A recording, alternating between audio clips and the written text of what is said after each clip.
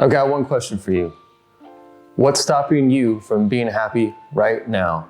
If your mind is like mine, I'm sure you can rattle off a dozen reasons. These ones seem pretty universal among millennials. My partner isn't acting right. My ex messed my life up. I'm not where I want to be in my career. I went to the wrong university. I studied the wrong thing. I'm in debt. I'm lonely. I was born in the wrong family. I was born in the wrong place in the world. I had plans, but now I'm stuck in a bad situation.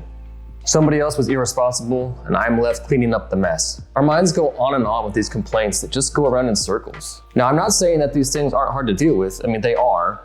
Life is hard. It can be brutally hard, and trauma is real. While your mental health might not be your fault, it is your responsibility. And outside of a situation of active abuse, your happiness is within your control. The problem arises when we compare our current state with all its struggles with some ideal state where everything is easy and it's just fun all the time. And spoiler alert, that state doesn't exist. At least not in the way our ego thinks it should. We're constantly striving for this and waiting for it to be happy. If only life would just cooperate, then we could finally relax and just be happy. Meanwhile, the days of our lives just pass us by one at a time, and we're not present for any of it. Our attention just gets stuck in this loop of complaints and chases fantasies that we work towards forever, and they somehow never come to fruition. And even if they do, they're never enough. We always expect better than this. We deserve better than this, damn it. We can't be happy until we get what we deserve and the people that hurt us get what they deserve. And it doesn't help that everyone is thinking the exact same way. So we would seem crazy not to do that, right? It's too scary to follow our own path. So we go on the path that seems to be set in front of us. We feel like we have to play the game too. So we try to get the biggest house, the highest salary, the fastest car, the hottest partner, the smartest kid, the best vacations, and the biggest muscles. And that's the recipe for success, right? That's the recipe. And to be honest, I deal with this frequently myself. 10 years ago, my mom had a stroke and left her permanently disabled. At the age of 27, I became a primary caregiver. And now, I work from home full-time while I take care of her. My mind loves to use this as an excuse as to why I should continue to be miserable and just put off my happiness to some future date where I don't have to deal with this crap anymore. It's left me mostly isolated with my friends and my sisters starting their own families and moving off to all different corners of the world. Meanwhile, I'm here running a nursing home with one resident. My ego sometimes screams out, yo, we should be further along in our career by now, but we're stuck doing this. Or, remember those adventures we used to have? We could be doing that instead. Or the classic, what about my turn to start a family? What about me? Who cares about me? And not to mention, this lifestyle doesn't make for a great Instagram profile, and it has many other challenges that I'm sure you can imagine. So my mind just loves to push happiness past the cognitive horizon. It loves to indulge in these fantasies that will someday deliver me happiness in some future state. And it's hard to stay present. It's hard to stay present with all the struggles that I have going on in my life. But it's funny because when I'm fully present with her, there's nowhere else I would rather be. When I hug her and tuck her into bed, sometimes I think, man, it's really a shame that I'm not gonna have these moments when I finally get out of here and get back to doing the actual good stuff. My ego resists being present because it says, we should expect better than this. It's a shame, but my ego's plan is that these moments will have to be sacrificed for some story that's more exciting and more fantastic than what's happening right now. But lately, I've come to realize, no, you know what? These are the moments that life is about. This is the good stuff, not some grandiose fantasy where I'm on stage and the crowd is chanting my name, or I'm on vacation in some expensive exotic place with a supermodel that gets me 1,000 likes on Instagram. No, those things aren't gonna do it.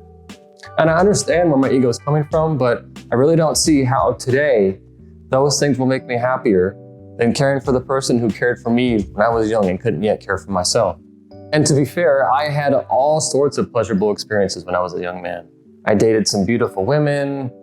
I traveled all around the world and partied in exotic locations. I went to countless music festivals. I earned 2 engineering degrees from prestigious universities. And I had many professional accolades, both with my time in the military and now in my engineering career.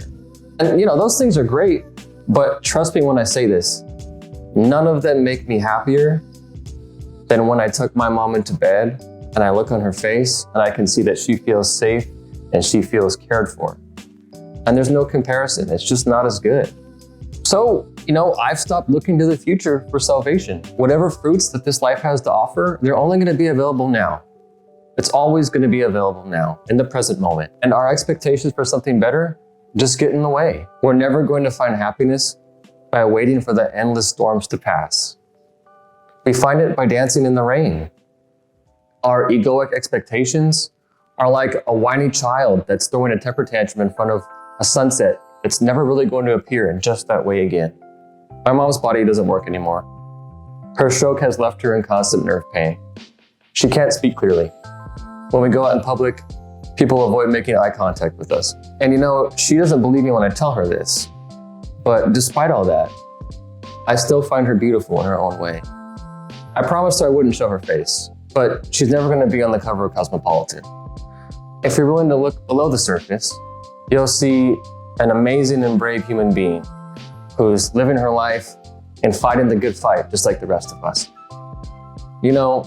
Over the past decade, I've had a lot of frustration that I can't get out of here and go to Asia and study meditation under the masters there like some of my teachers have. But now I realize maybe life is just the teacher I need right now. And I think that's true for all of us. And one time I saw one of those cheesy motivational posters that had an equation that said happiness equals life minus expectations. And I don't know if it's just because I'm a software engineer in my day job and I'm a nerd and I like equations, but I have to say that that's spot on. When our expectations become too large, they distort our perspective and happiness becomes impossible. But if by focusing all of our attention on the present moment, our expectations are reduced to zero, then suddenly happiness equals life. Life is happiness. And before I go, I'll offer you the following question.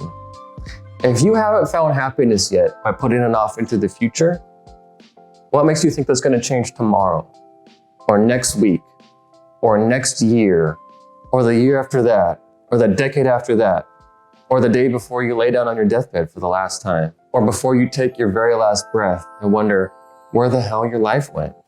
What's stopping this pattern from just continuing forever? So, I'm going to challenge you.